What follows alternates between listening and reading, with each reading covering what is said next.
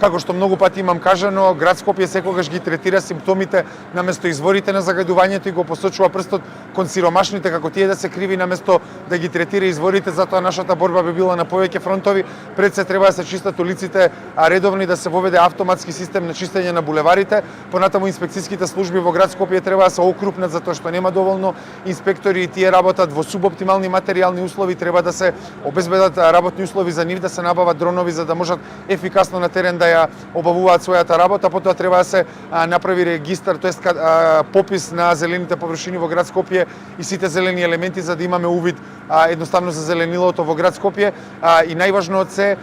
треба да го зајакнеме инспекцијскиот надзор во полза на соработка со Министерството за животна средина, затоа што граѓаните на град Скопје мораат да знаат дека инспекцијските служби на градот немаат лиценци да вршат инспекцијски надзор над индустријските загадувачи кои се број еден загадувач.